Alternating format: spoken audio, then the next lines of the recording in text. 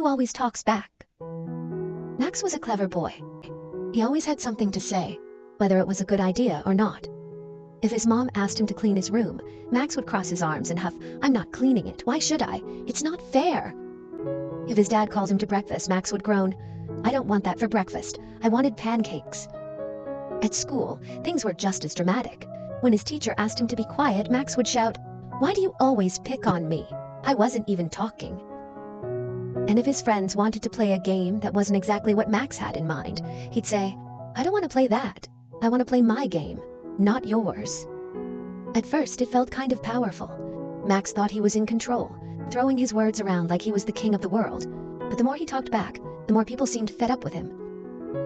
One morning, Max's mom asked him to put away his toys, and Max didn't like that one bit. "Ugh, I don't want to," he groaned. His mom gave him that serious look. You know the one. But Max didn't care.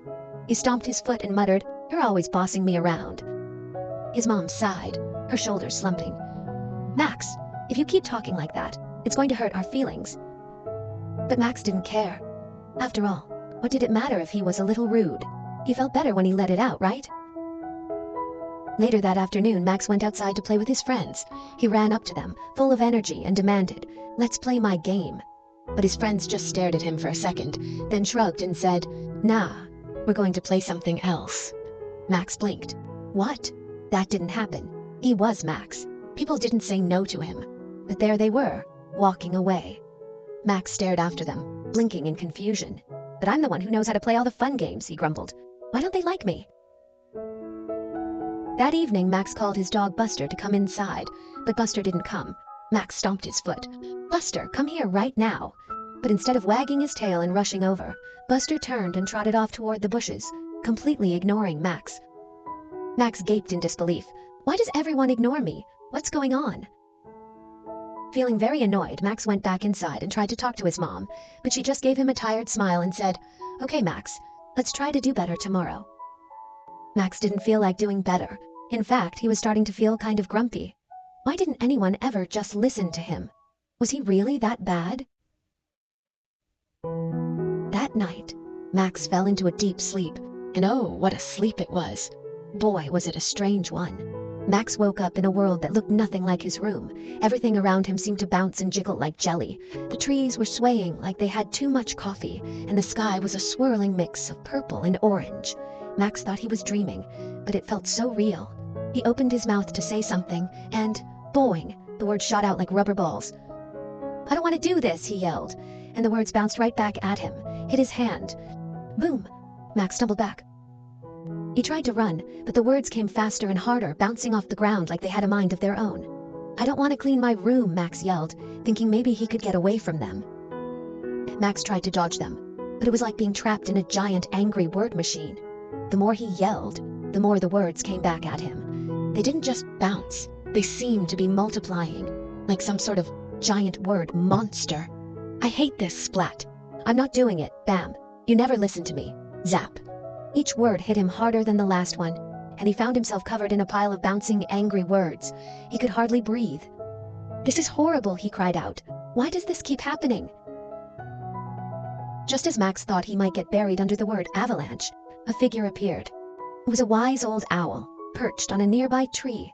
The owl blinked at him and said, "Max, do you see what happens when you throw your words around carelessly?" Max blinked back at the owl. Yeah, they hurt me." The owl nodded. "Exactly. Words are powerful. When you speak with anger and frustration, they come back at you. They don't just affect other people, they affect you too." Max was confused. "But I didn't mean to hurt anyone," he said, rubbing his head. "I was just saying what I felt." The owl smiled gently. "Sometimes, Max, when we speak without thinking, we create chaos around us. But when we choose our words carefully, when we speak with kindness and respect, we can create peace." Max stared at the owl. Slowly, the bouncing words began to disappear. They didn't pop or explode. Instead, they just vanished, like they were never there. Max felt a sense of calm wash over him. Max woke up suddenly with a start, his heart racing from the dream. He sat up in bed, blinking in the quiet morning light. Was it just a dream? It felt so real. His mom walked in just then. "Good morning, Max," she said, smiling brightly. "How did you sleep?" Max looked at her. still thinking about the strange dream. Mom, I had the weirdest dream.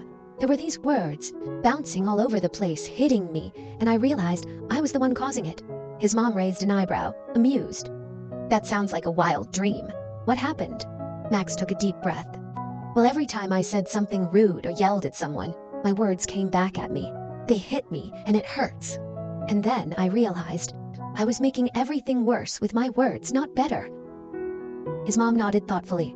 Sounds like that dream taught you something important. Max's face lit up.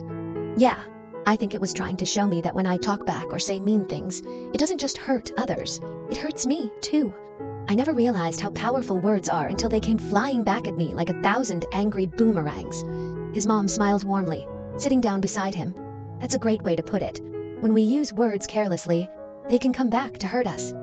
But when we use kind and respectful words, we create better relationships with the people around us and with ourselves.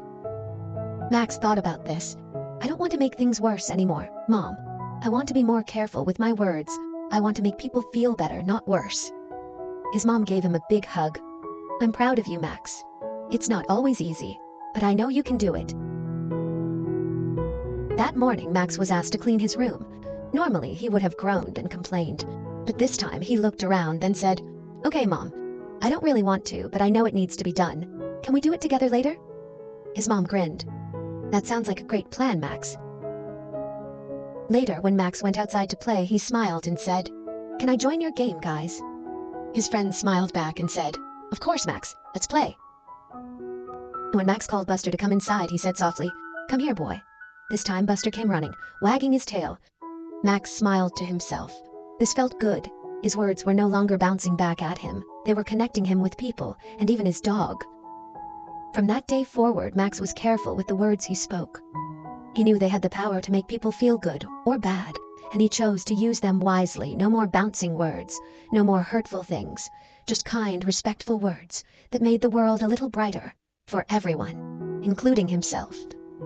Thanks for watching. Keep subscribe.